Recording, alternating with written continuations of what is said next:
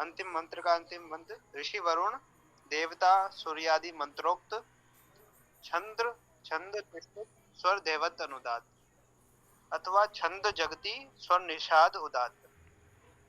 ओ मधुमति मधुमती प्रचन्त्याम मही छत्रम क्षत्रियाय वनवाना अनादृष्टा सीदत सह ओजसो मही छत्रम क्षत्रियाय ददति। हे मधुमेह से जोड़ो मही छत्रों को शब्द करो। हो अनादृष्ट सह ओज रहो मही छत्रों को धारण करता। मंत्रार्थ मधुमति मधुयुक्तों को मधुमति भी मधुयुक्तों के साथ प्रचंत्याम संयुक्त करे। मही महान छत्रम छत्र को क्षत्रियाय क्षत्रिय के लिए वनवाना शब्द सेवा करने वाले अनादृष्टा अपराजित ओजसो ओज बल सह के साथ मही महान क्षत्रियाय क्षत्रिय के लिए छत्रम छत्र को ददती धारण करने वाले सीदत बैठे। भावार्थ यहाँ ईश्वर से प्रार्थना है तथा निवासियों से आग्रह आह्वान भी है। विविध गुणों का उल्लेख करते हुए सभी को राष्ट्र प्रदान करने वाले अर्थात राष्ट्र में व्यापक सहभागी होने तथा सभी को सहभागी बनाने का आह्वान किया गया है। इसमें कहा गया है कि हे मधुमेह मधुमेह से जोड़ो मही छत्रों को शब्द करो। तुम मही छत्रों को धारण करने वाले हो। अनादृष्ट रहो ओज में रहो। वैदिक राष्ट्र केवल भौगोलिक इकाई नहीं है। हमारे लिए राष्ट्र का अर्थ बहुत व्यापक है। माधुर्य ओज आदि गुणों की चर्चा भी इसी रूप में है। निरुक्त मधुमति में मद धातु हर्षित होना तृप्त होना। प्रचंत्याम में प्रच धातु छूना जोड़ना। मही में मह धातु महत्व होना सम्मान होना। छत्रम में छद छद धातु खाना कूटना ढकना मार डालना। वनवाना में वन धातु शब्द करना याचना करना सेवा करना सहायता करना। अनादृष्टा में अन उपसर्ग आ उपसर्ग। दृष्ट का अर्थ जीतना अधीर होना घबराना। सीदत में सद का अर्थ चलना बैठना। ओजसों में ओज का अर्थ शक्ति होना ओज होना बढ़ना। ददती में दद का अर्थ धारण करना पालन करना देना। ओ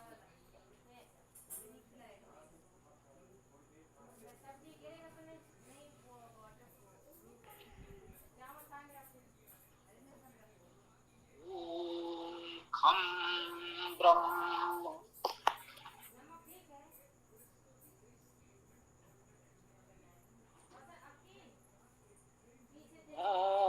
मधुमती मधुमती प्रत्यंताम महि क्षत्रम क्षत्रियाय वन्वाना अनाधृष्टा सीदति सयोजसो महि क्षत्रम क्षत्रियाय दधति। हे मधुमेह से जोड़ो महि छत्रों को शब्द करो। हो अनाधृष्ट सहे ओज रहो महि छत्रों को धारण करता।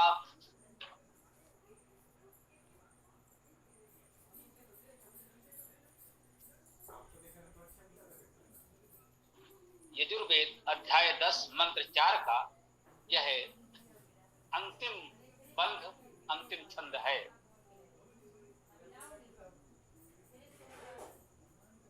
ऋषि वरुण हम लोग पहले भी चर्चा कर चुके हैं। वरुण जिसका हम वर्ण करें जो वर्ण करने योग्य हो जो हमारा वर्ण करे ऐसा भी कह सकते हैं। तो ऋषि वरुण है तो हम यही कह सकते हैं कि हम सद्गुणों का वर्ण करने वाले सज्जनों का विद्वानों का वर्ण करने वाले ऋषि वरुण जब है तो ये अर्थ अधिक उपयुक्त है। देव वरुण भी होता है अर्थात किसी मंत्र की देवता भी वरुण होगा तो वहां वरुण का अर्थ तो वर्णी परमात्मा ही होता है स्वाभाविक रूप से। इस वरुण में हम कह सकते हैं वर्णी अर्थ ग्रहण कर सकते हैं इसमें कोई हानि नहीं है। जो समाज के लिए वर्णी है समाज का मार्गदर्शक है, ऐसा ऋषि होना स्वाभाविक है। परंतु जब हम सामान्यता ये कहते हैं कि इस मंत्र का स्वाध्याय करते हुए हमें इस ऋषि भाव को ग्रहण करना है, तो हम वर्णी हो जाएं, ये कुछ कुछ कहीं ना कहीं हमें अहंकार की ओर न ले जाए। इसलिए हम ये माने कि वरुण का अर्थ ऋषि होने के भाव में अपने लिए जो हमें प्रेरणा ग्रहण करना है, उस भाव में यही माने कि हमें सद्गुरुओं का, सज्जनों का, विद्वानों का वर्ण करना है, तो अधिक उपयुक्त होगा। इस मंत्र की देवता सूर्यादि मंत्रोक्त कहा गया है। यह आप लोगों की बहुतों की जानकारी के लिए उपयुक्त हो सकता है। ये मंत्रोक्त क्या है? सूर्यादि कहा गया। एक तो किसी मंत्र का देवता सामान्यता एक होता है, जैसे कहें इस मंत्र का देवता सूर्य हो सकता था, इतना लिखा होता देवता सूर्य, इस मंत्र के देवता सूर्य है, बिल्कुल ठीक। परंतु कहा गया सूर्यादि मंत्रोक्त, अर्थात इस मंत्र की कोई एक देवता निश्चित नहीं है कि ये कहा जाए कि इस मंत्र की देवता ये है। हाँ, मंत्र की देवता ही कहते हैं, मंत्र का देवता नहीं कहते। कि देवता स्त्रीलिंग है, देव पुल्लिंग है। जैसे दिव्य और दिव्यता, मधुर और मधुरता, तो व्यक्ता प्रत्यय लगता है तो वो शब्द स्त्रीलिंग में चला जाता है। हम जानते हैं कि संस्कृत भाषा और वैदिक भाषा में शब्दों में प्रत्यय के अनुसार लिंग भेद हो जाता है, उसके अर्थ में नहीं होता। अर्थ तो उसका जो है वही रहेगा। शब्द भले ही वो व्याकरण के दृष्टि से स्त्रीलिंग या कहीं पढ़ा जाए, अर्थ वही रहता है। जैसे ग्रंथ पुल्लिंग है, पुस्तक नपुंसक लिंग है तो एक ही बात, उससे अर्थ में कोई परिवर्तन नहीं है। तो वो केवल व्याकरण में पद रचना की दृष्टि से है, उसका इस प्रकार का उपयोग नहीं है। यहाँ पर जानने वाले जानते हैं। तो संदर्भस्थ ये बात आ गई। सूर्यादि मंत्रोक्त देवता है, ये जानना है। सूर्यादि कहकर ये तो बताया कि इस मंत्र की जो भी देवता हो उसमें सूर्य को कुछ प्रमुखता तो दी जा रही है, माना जा रहा है सूर्य प्रमुख है। परंतु केवल सूर्य नहीं है, सूर्यादि अर्थात और भी बहुत कुछ हो सकता है। मंत्रोक्त का अर्थ है मंत्र में कहा गया, अर्थात जिन लोगों ने ये निश्चित किया कि इस मंत्र की देवता या दिव्यता या विशेष गुण विशेष बात क्या है, यह निश्चित नहीं किया गया कि इस पद में, इस मंत्रांश में, इस मंत्र में देवता किसे निश्चित किया जाए। तो जहां तो कह भी दिया गया सूर्यादि अर्थात सूर्य को प्रमुखता से मान ले, और मंत्र को पढ़ते समय आपको जो भी इसमें विशेषता दिव्य गुण दिखाई पड़े, वो सब इस मंत्र का देवता, मंत्र की देवता माना जाए। तो ये हमारे विवेक पर भी बहुत कुछ छोड़ दिया गया है। ऐसा नहीं कि इसका ग्रहण करने वाले ऋषियों के पास इतना विवेक नहीं था, वो निश्चित नहीं कर सके। उनको लगा इसे किसी एक में बांधना उचित नहीं होगा, तो उन्होंने हमारे आप जैसे अध्येताओं के लिए छोड़ दिया कि कुछ अपने विवेक का भी उपयोग करें। बहुत से मंत्रों में केवल इतना ही लिखा रहता है मंत्रोक्त देवता, अर्थात उसमें कहीं देवता का कोई संकेत ही नहीं किया गया। आप मंत्र को पढ़ें, मंत्र का धातुज अर्थ करें, और वहीं पर जो आपको अनुभव हो कि इस मंत्र की मुख्य बात ये है, एक या अनेक, उसी को उसमें देवता समझें। तो अलग से निश्चित नहीं किया जा सका कि यह एक देवता ही कह दिया जाए। देवता का अर्थ है उस मंत्र की जो दिव्यता है, जो विशेष बात है, उस मंत्र में जिस विशेष बात को कहा गया है, सबसे प्रमुख बात को देवता के रूप में सामान्यता लिख दिया जाता है। तो ये मंत्रोक्त को हम थोड़ा बताना चाह रहे थे, ध्यान आ गया तो हमने चर्चा कर दी। आइए अब अर्थ की ओर पढ़ते हैं। कह रहे हैं ओम मधुमती, मधुवती अर्थात मधुयुक्त, मधुमती भी मधुमतियों द्वारा, ये भी तृतीया बहुवचन है। तो जो मधुमती मधयुक्त है वो मधमतियों द्वारा या मधमतियों के साथ, मधयुक्तों के साथ, तृतीया में उसके द्वारा, उसके साथ का अर्थ ग्रहण करते हैं। स्वामी का जो जैसा है ऐसे ही लोगों का साथ करेगा।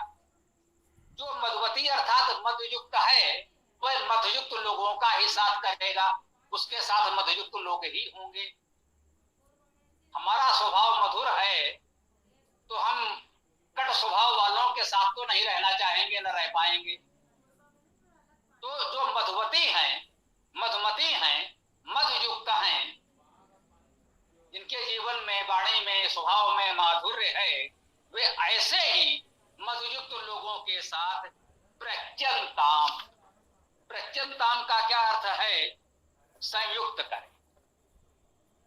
प्रच धातु का अर्थ जोड़ना है, छूना भी, स्पर्श करें या संयुक्त करें। स्पर्श करने में भी जोड़ना है थोड़ा सा, जोड़ने में थोड़ा अधिक जोड़ना है। तो मधुमती, मधुमती भी प्रत्यंताम, जो मधुयुक्त है वह मधुयुक्त लोगों के साथ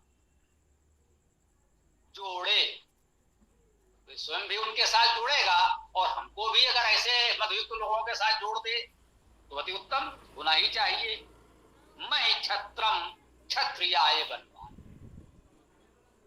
मैं महान महत्वपूर्ण, छत्रम छत्र को, क्षत्रियाय क्षत्रिय के लिए, वनवाना, वन धातु है जो सामान्यतः वन से हम लोग वन समझते हैं, जो वृक्षों का विशाल क्षेत्र हो, घने वृक्ष हो, उसे हम लोग वन कहते हैं। तो वन धातु में एक अर्थ उगना, अंकुर होना, अंकुरित होना भी है, परंतु इसमें सेवा करना का अर्थ बहुत महत्वपूर्ण तरीके से माना गया है, महत्व दिया गया है। शब्द करना भी है, याचना करना भी है, सेवा सहायता करना को प्रमुखता से माना गया है। तो वनवाना का अर्थ यहां पर हम क्या करें? सेवा सहायता करते हुए, सेवा सहायता करने वाले और शब्द करने, शब्द करने से आशय यही स्वाध्याय, अध्ययन, अध्यापन करना, उपदेश करना, ये भाव हमें ग्रहण करना चाहिए। वन धातु में याचना करने का भी अर्थ, हमें याचना करने से भी भागना नहीं चाहिए, इसमें कोई लज्जा नहीं आनी चाहिए कि हम याचना क्यों करें, अपने लिए नहीं तो समाज के लिए। परमारथ के कारणे मोहिना आवे लाज, अपने लिए न मांगे तो न सही, दूसरे के लिए, समाज के लिए, एक बड़े कार्य के लिए तो मांग सकते हैं। यही तो हवन है, आदान प्रदान करना। जो दे सकेंगे देंगे, जो आवश्यक होगा वो लेंगे भी, तभी तो यह समाज का कार्य चलेगा। तो मधुमती, मधुमती भी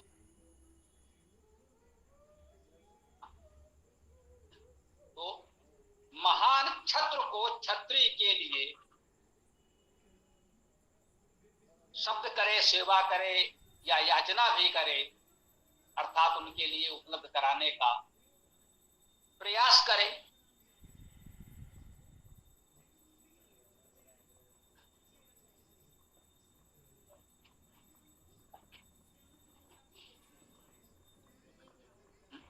अनाधृष्टा, अन आधृष्टा, अन निषेध अर्थ का उपसर्ग है, नहीं, आ सम्यक समन्तात अर्थ का उपसर्ग है।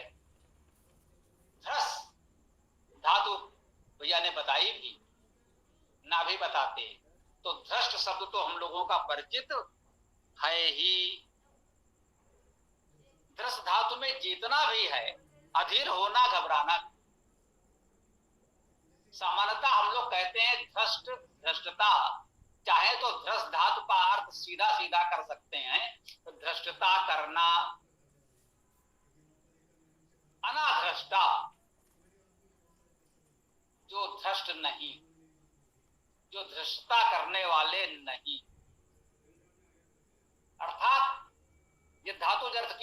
चाहें, उसे समझना चाहें तो कह सकते हैं वे अधीर नहीं, घबराने वाले नहीं हैं, और सब कुछ जीत लेने का अहंकार या ऐसा कोई भाव नहीं है कि हमें सब कुछ जीतते हुए चलना है। धृष्टता हम इसे तो कह सकते हैं कि अनावश्यक धृष्टता कर रहे हैं, नहीं, लेकिन फिर भी हम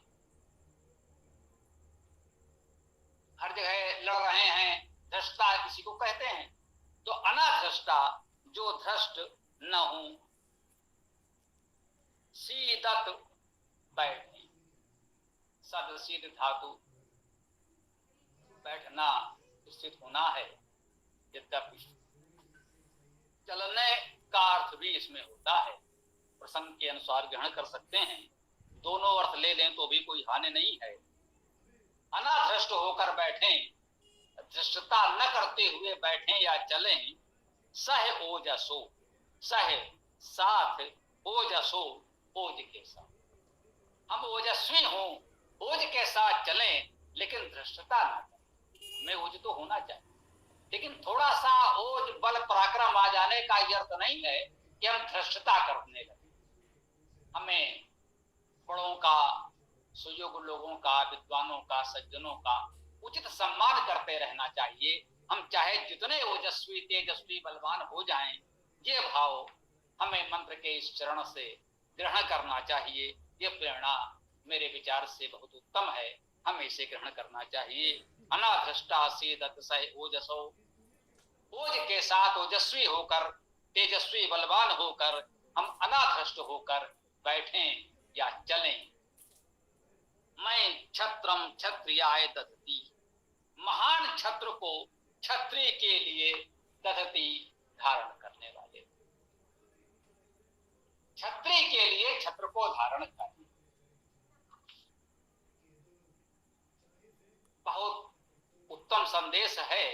हमारे कुछ मित्रों के कुछ प्रश्नों का उत्तर भी इसमें आ सकता है। छत्र को क्षत्रिय के लिए धारण करें। अब ये छत्र क्या है और क्षत्रिय क्या है, इसको समझेंगे तभी अर्थ निकलेगा, समस्या का समाधान निकलेगा। छत्र या क्षत्रिय शब्द बनता है, ये छत्रम जो है, छद, छत धातु है, छत करना, हम लोगों ने वैसे भी सुना, घाव करना, खाना, कूटना, ढकना, मार डालना, जैसे अर्थ हैं इसमें। क्षत्रिय यही तो करता है, परंतु एक नियम व्यवस्था के तहत करता है। शासन व्यवस्था समाज द्वारा निर्धारित किए गए अनुशासन मर्यादा में रहकर वह यह कर्म करता है। युद्ध करता है, शत्रुओं को मारता है, दुष्टों को दंडित करता है। हाँ, ये भी समाज के लिए उपयोगी कर्म है। यदि समाज में हम ये व्यवस्था न बनाएं, ऐसे क्षत्रिय समाज में न हो, तब तो दुष्ट लोग पूरे समाज को नष्ट कर देंगे। तो दुष्टों पर नियंत्रण करने के लिए यह व्यवस्था भी आवश्यक है, परंतु यही तो कहा जा रहा है, छत्रम क्षत्रियाय दधती। यह जो छत्र है, ये जो मारने कूटने का भाव है, कार्य है, ये जो दायित्व है, क्षत्रियाय दधती, ये क्षत्रियों के लिए ही धारण किया गया है। सब लोग अगर ये करने लगेंगे तब तो समाज में अराजकता फैल जाएगी।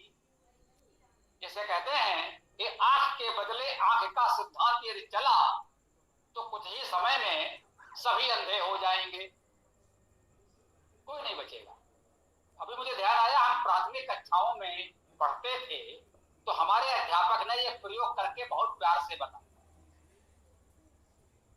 सहज भाव से हो सकता है, स्वाभाविक हो गया हो, कहां से प्रारंभ हुआ इसमें क्यों हो सकती है, परंतु हम समझ सकते हैं।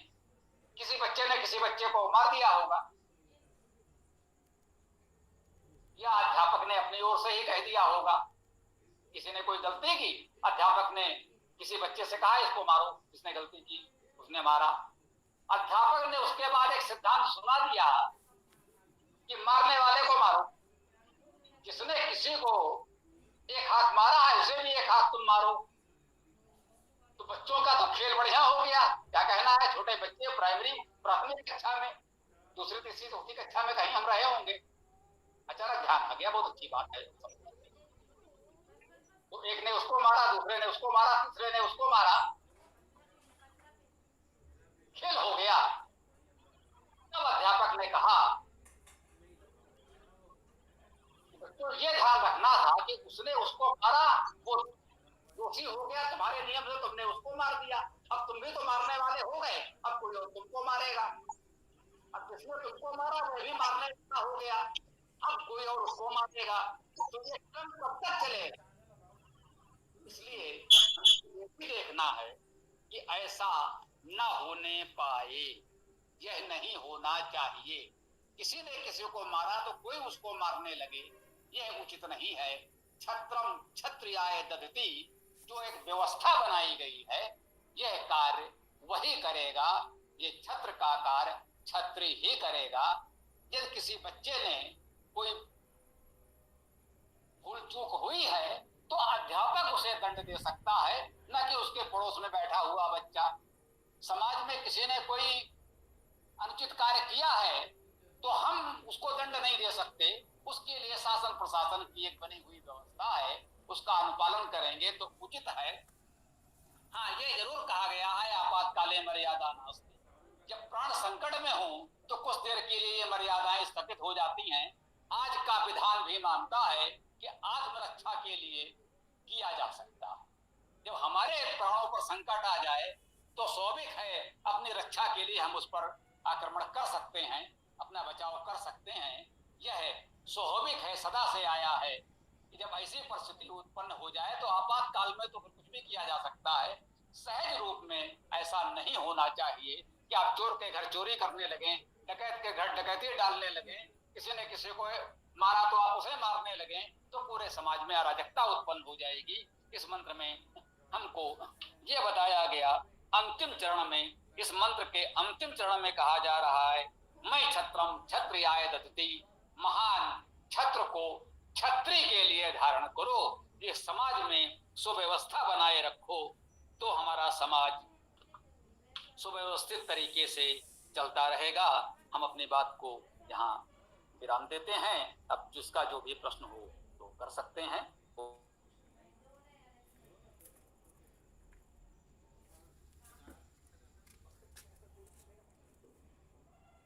हाँ हरि भाई बोलिए, कुछ कहना चाह रहे हैं?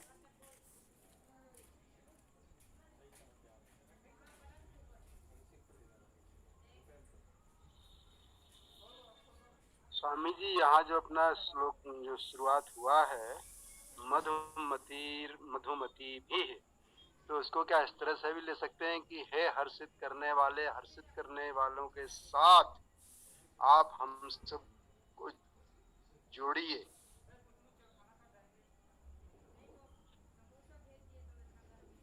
आपके इस अर्थ में कुछ ऐसा तो नहीं है कि हम कहें ये नहीं करना चाहिए, परंतु उसमें संबोधन कहीं नहीं है। मधुमती में विसर्ग तक लगा हुआ है, सामान्यतः ईकारांत शब्दों में विसर्ग नहीं होता, फिर भी यहाँ लगा हुआ। मैं व्याकरण के सूक्ष्मता में नहीं जा रहा, वो आचार्य आपको बताएंगे कि यहाँ किन किन नियमों के तहत यहाँ विसर्ग लगा या नहीं होना चाहिए, या संस्कृत में नहीं होता है लेकिन बहुलम छंदस के नियम से वेद में होता है। उस ऊपर ना भी जाएं, एक सहज भाव से समझें कि संबोधन में तो विसर्ग नहीं ही होगा, कम से कम एक वचन में, और यहाँ मतलब ये संबोधन ना हो, समानता प्रथमा विभक्त कर्ता कारक हो तो भी विभक्ति न हो, ऐसा तो हो सकता है, पर संबंध में तो सामान्यता नहीं होता। तो हे मधुमती, संबोधन वाली बात तो थोड़ा सा नहीं प्रतीत होती है उस दृष्टि से जो मैं कह रहा हूँ। वैसे जो अर्थ आप कर रहे हैं उसमें आपत्तिजनक कुछ नहीं है, इसलिए स्वीकार किया जा सकता है। परंतु तो हम यही आ गए हैं कि प्रयास किया जाए कि बिल्कुल शब्दशः अर्थ करने का प्रयास करें, इससे कहीं कोई ये आपत्ति ना है कि आपने ये कैसे कर दिया, ये तो नहीं होना चाहिए था, ये क्यों जोड़ा, ये क्यों किया। तो प्रयास है जितना तटस्थ रह सके अच्छा है, अन्यथा हम स्वीकार करते हैं, काव्य का अनुवाद करने में इतना तो चलता है, आपका अर्थ उपयुक्त है, स्वीकार्य है, हमें कहीं कोई उस पर आपत्ति नहीं है। धन्यवाद आचार्य स्वामी।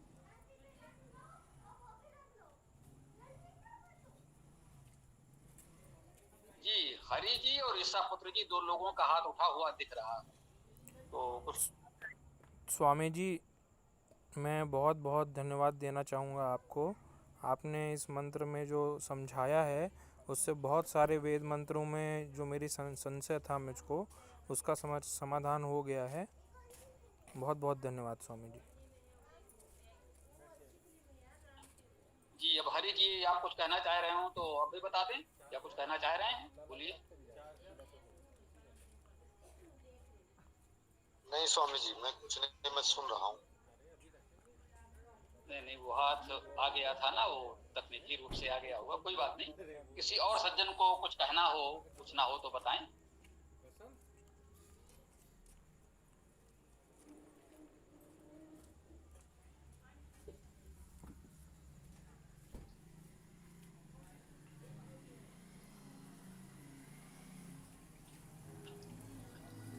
के लिए किसी को नहीं कहना है तो हम लोग समापन की ओर बढ़ सकते हैं।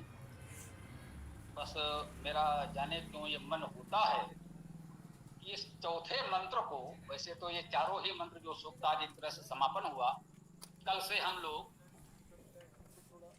दूसरे मंत्र दूसरे सूक्त पर आएंगे, और कल से जिस मंत्र की हम चर्चा करने जा रहे हैं वह कम से कम आज समाज से जुड़े हुए लोगों के लिए बहुत परिचित है, हवन की पुस्तक में है, हवन में पढ़ा जाता है, तो वो हम लोग देख लेंगे।